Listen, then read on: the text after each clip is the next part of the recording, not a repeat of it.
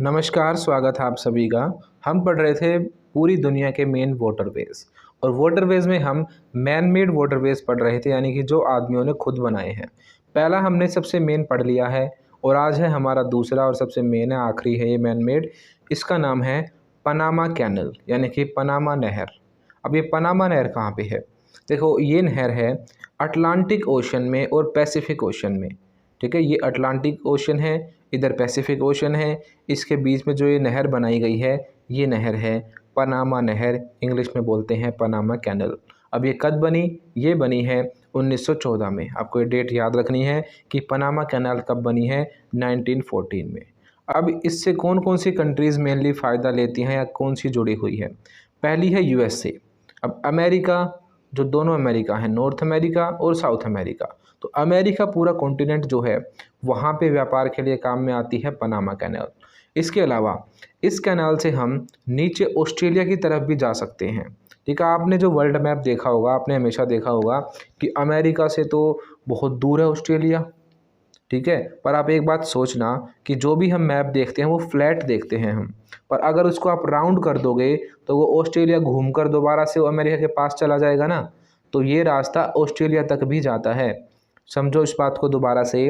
अगर हम मैप को गोल कर दें, आप ग्लोब में देखना, कभी मैप में और ग्लोब में बहुत अंतर होता है, क्योंकि मैप आपको एक कागज़ पे दिखाया जाता है सीधा करके, तो आपको लगता है कि ये अमेरिका और ऑस्ट्रेलिया बहुत दूर हैं, पर ऐसा नहीं है। ये आपस में पास पास ही हैं, क्योंकि ये गोल घूम जाएगी और अमेरिका के पास चला जाएगा। तो ऑस्ट्रेलिया भी इससे जुड़ा हुआ है इस रास्ते से। समझे? तो इससे कौन कौन सी कंट्री जुड़ी हुई है? यूएसए हो गया, यानी कि अमेरिका, उसके बाद ऑस्ट्रेलिया और न्यूजीलैंड। ये तीन कंट्रीज़ मेनली इससे जुड़ी हुई हैं। अब देखो, पहले क्या था, वही बात जैसे कि मैंने आपको पिछले वाले में समझाया था कि हम जब इंडिया से यूरोप जाते थे तो हमें अफ्रीका के नीचे से होकर जाना पड़ता था। ऐसे ही पहले अगर नॉर्थ अमेरिका से हमें उधर जाना होता, इस तरफ ऑस्ट्रेलिया की तरफ या अमेरिका की वेस्ट साइड में, तो हमें नीचे से साउथ अमेरिका से होते हुए चक्कर काट के पूरा जाना पड़ता था। तो इसमें लगभग 1000 किलोमीटर लंबा हमें जाना पड़ता था। तो ये नहर बनी बीचों बीच, नॉर्थ अमेरिका और साउथ अमेरिका के बीच में। तो ये जो दूरी है, अगर आप देखो इसको, तो ये दूरी है 10,000 किलोमीटर। जब भी हम नीचे से घूमकर जाते थे पूरा साउथ अमेरिका पार करते हुए, तो हमें लगभग 10,000 किलोमीटर ज़्यादा चलना पड़ता था।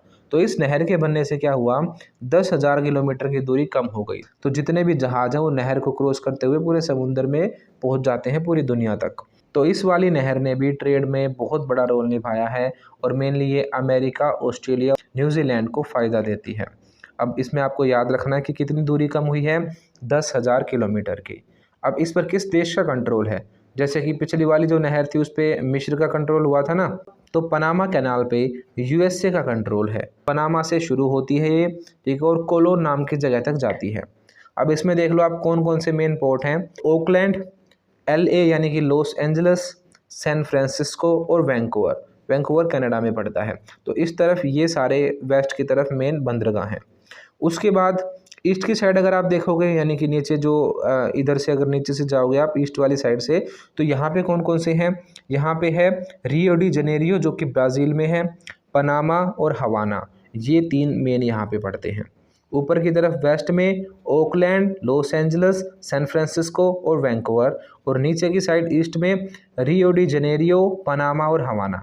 ये मेन बंदरगाह हैं इस नहर पे जो बनाए गए हैं। ठीक है, यहाँ से पूरा व्यापार होता है इस एरिया का। ये एक देश से दूसरे देश में सामान भेजने का काम करते हैं, एक एरिया से दूसरे एरिया में सामान भेजने का काम करते हैं। इंपोर्ट एक्सपोर्ट में, बिजनेस में, ट्रेड में बहुत इंपॉर्टेंट रोल निभाती है पनामा कैनाल, जो कि 1914 में बनी थी। आपको सब ओशन ध्यान रखने हैं कि किस किस को जोड़ती है। अटलांटिक ओशन को जोड़ती है पैसिफिक ओशन से। ये दोनों ही रूट जो हैं ये आदमियों ने खुद बनाए हैं और दोनों आपको अच्छे से याद होने चाहिए, क्योंकि पूरी दुनिया में अगर व्यापार की हम बात करें तो ये सबसे मेन रास्ते हैं जहाँ से पूरा ट्रेड कंट्रोल होता है। उसके बाद अब देखो आप आगे, अब जो भी इंटरनल रूट्स थे हमारे, यानी कि जो आंतरिक रास्ते थे, वो हमने पढ़ लिए। जो नेचुरल थे वो भी पढ़ लिए और जो मैन मेड थे वो भी पढ़ लिए। अब हम बात करेंगे इंटरनेशनल रूट्स की, यानी पूरी दुनिया में जो समुद्र है, समुद्र में कहाँ कहाँ से रास्ते हैं आने जाने के। देखो आप सभी को पता है कि आप ऐसे ही समुद्र में नहीं उतर सकते, कहीं पे भी खो जाओगे, पता नहीं कहाँ पहुँच जाओगे, है ना, इतनी बड़ी चीज़ है वो। तो आदमियों ने जैसे आपके सड़कों पे रास्ते होते हैं, हाईवे होते हैं, वैसे ही समुद्रों में भी हाईवे और रास्ते बना रखे हैं। अगर आपको एक स्पेशल पर्टिकुलर कंट्री में जाना है तो आपको उसी रास्ते से होकर जाना पड़ेगा। अब हम पढ़ रहे हैं इंटरनेशनल वाटरवे या इंटरनेशनल रूट्स। बिल्कुल सिंपल है, ज़्यादा बड़ा टॉपिक नहीं है, आपको बस ये याद रखना है कि कौन सा रास्ता कहाँ पे है। देखो सबसे पहला और सबसे मेन, उत्तर अंध महासागर वाला रास्ता, यानी कि नॉर्थ अटलांटिक रूट।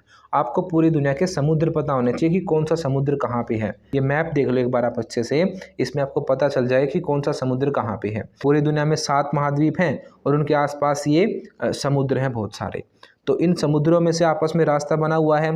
तो अब देखो नॉर्थ अटलांटिक सी है, पैसिफिक सी है, ठीक है, इंडियन सी है, तो बहुत सारे ऐसे समुद्र हैं पूरी दुनिया में। अब देखो सबसे पहला कौन से की बात कर रहा हूँ मैं बात कर रहा हूँ नॉर्थ अटलांटिक रूट की। अब ये कहाँ से कहाँ पे है ये, अब देख लो अटलांटिक समुद्र कहाँ पे है, यूरोप और अमेरिका के बीच में है। तो ये रास्ता भी कहाँ पे है, यूरोप और अमेरिका के बीच में। तो यूरोप और अमेरिका को जो जोड़ता है वो है नॉर्थ अटलांटिक रूट, और नॉर्थ वाली साइड में है ये अटलांटिक के भी, नीचे भी अटलांटिक है ऊपर भी अटलांटिक है। तो नॉर्थ अटलांटिक रूट कौन सा है, जो कि अमेरिका और यूरोप को जोड़ता है। मोस्ट इंपॉर्टेंट है आपके लिए ये, क्योंकि दोनों देख लो आप कितनी मेन कंट्रीज़ को जोड़ रहा है ये। अमेरिका वर्ल्ड की सबसे बड़ी इकोनॉमी है और यूरोप में भी बहुत बड़े बड़े देश है जो कि आज वर्ल्ड पावर है। इस पर्टिकुलर एरिया में जो भी व्यापार होता है वो इसी रूट से होता है, तो बहुत इंपॉर्टेंट रूट है ये। अब इसकी आपको एक खास बात याद रखनी है, ये है busiest route in the world, यानी सबसे ज़्यादा बिजी, यानी सबसे ज़्यादा जहाज़ जो हैं इसी पर चलते हैं। तो आपसे एक नंबर में यहाँ से पक्का पूछ सकते हैं कि ये बताओ कि पूरी दुनिया में अंतर्राष्ट्रीय रास्तों में सबसे ज़्यादा बिजी रास्ता कौन सा है। तो आप क्या बताओगे, नॉर्थ अटलांटिक रूट, जो कि अमेरिका और यूरोप के बीच में है। 75% जहाज़ पूरी दुनिया के इसी रास्ते पे चल रहे हैं, तो कितना बिजी रास्ता होगा ये। अब देखो ये नेचुरल सेफ पोर्ट्स हैं, यहाँ पे बहुत सारे जगह जगह पे रिफ्यूलिंग की सुविधा है, तेल है यहाँ पे, कोयला है, कोई दिक्कत नहीं है, ठीक है। तो इस पूरे रास्ते में पैसा बहुत लगाया है इन देशों ने, बहुत अच्छे से इन रास्तों को मैनेज कर रखा है। तो बड़े ही अच्छे यहाँ पे पोर्ट बने हुए हैं, यहाँ पे कोई रिफ्यूलिंग की दिक्कत ही नहीं होती, सारा पेट्रोलियम वगैरह अच्छे से यहाँ पे मिल जाता है जहाज़ों को। इसीलिए बड़े बड़े शिपयार्ड्स भी बना रखे हैं, जहाज़ों को रोकने की जगह भी बना रखी है। तो दुनिया में सबसे बड़े बड़े पोर्ट्स, सबसे अच्छे पोर्ट्स इसी रूट पे आपको देखने को मिलते हैं। तो मोस्ट इम्पोर्टेंट और बहुत ही बिजी रूट है नॉर्थ अटलांटिक रूट। इसमें आप देखो कि इसमें मेन बंदरगाह यानी जो पोर्ट है वो कौन कौन से हैं। देखो यूरोप में जो मेनली हैं, लंदन है, लिवरपूल है, रोटरडम है और लिस्बन है। अमेरिका वाली साइड में देख लो, क्यूबेक है, मॉन्ट्रियल है, बोस्टन है और न्यूयॉर्क है। ये इस तरफ हैं और वे 4 उस तरफ हैं। अब देखो इसमें सामान क्या जाता है। अब देखो मैंने आपको पिछले चैप्टर्स में भी पढ़ाया है कि अमेरिका में घास के मैदान थे। तो घास के मैदान थे तो वहाँ पे जो है बहुत बड़े लेवल पे खेती होती थी। मैंने आपको बताया था ना अमेरिका में प्रेरीज थे। तो आपको चीज़ें समझनी होती है ज्योग्राफी में। अगर आप चीज़ों को समझ लोगे ना तो आपको रटने की ज़रूरत नहीं पड़ेगी, तो अपने आप कनेक्ट कर लोगे। आप 12th क्लास तो छोड़ो, आपका जो यूपीएससी एग्ज़ाम होता है ना उसमें इसी टाइप के क्वेश्चन पूछे जाते हैं, ठीक है। इन्हीं किताबों से आपके ही सिलेबस से क्वेश्चन पूछे जाते हैं। 12th क्लास पे तो बहुत फोकस रहता है उनका भी। तो वो कैसे क्वेश्चन पूछते हैं, देखो ये पूछेंगे कि ये बताओ आप कि जो नॉर्थ अटलांटिक रूट है, अमेरिका वाली साइड से यूरोप में कौन सा सामान आता है। अब आपको पता है ये बात कि अमेरिका में घास के मैदान हैं और यूरोप में इतने बड़े घास के मैदान नहीं हैं। तो जो वहाँ पे खाना पीना अमेरिका में वो ज़्यादा होता है, उगता है। तो गेहूँ और कपास मैंने आपको पहले भी पढ़ाया है, प्रेरीज में गेहूँ कपास बहुत बड़े लेवल पे पैदा करते हैं अमेरिका वाले लोग। तो अगर वो लोग पैदा करते हैं तो वो चीज़ वो वहाँ पे भेजते होंगे ना।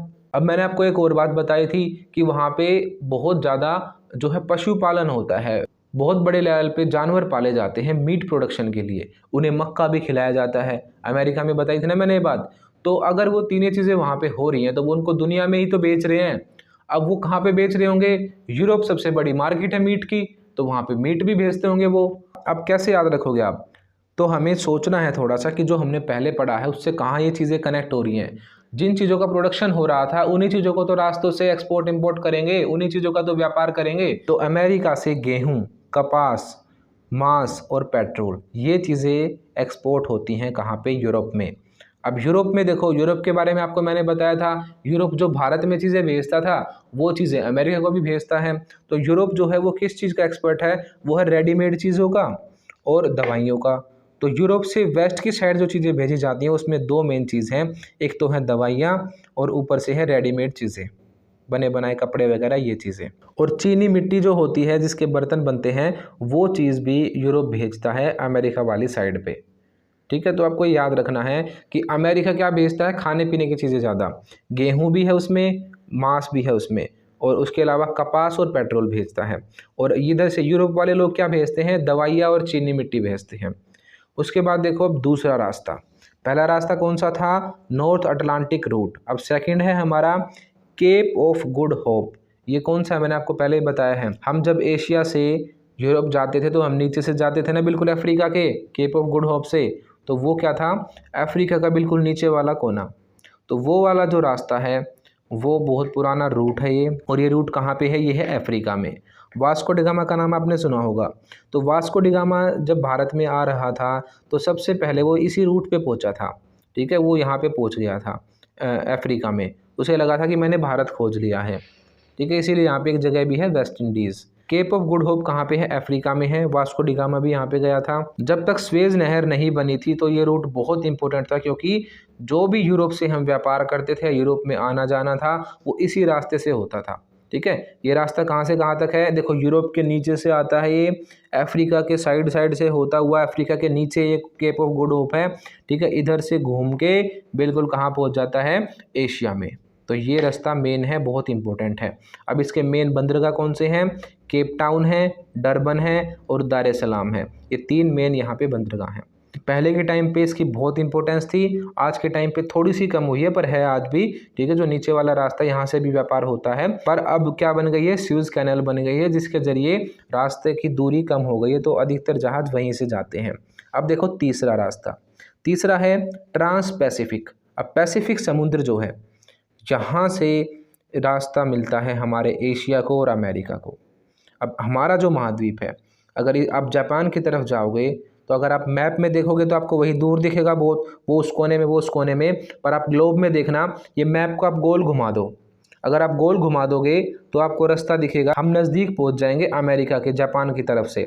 ठीक है, बीच में कोई महाद्वीप नहीं पड़ता, एरिया नहीं पड़ता, पूरा समुद्र पड़ता है केवल खाली, क्योंकि बहुत बड़ा समुद्र पड़ता है अगर एशिया से हम अमेरिका डायरेक्ट जाएं तो। इसीलिए फ़्लाइट से हम जब भी जाते हैं तो हम इस रूट से नहीं जाते, पर जहाज़ चलते हैं इस रूट पे, पानी वाले जहाज़।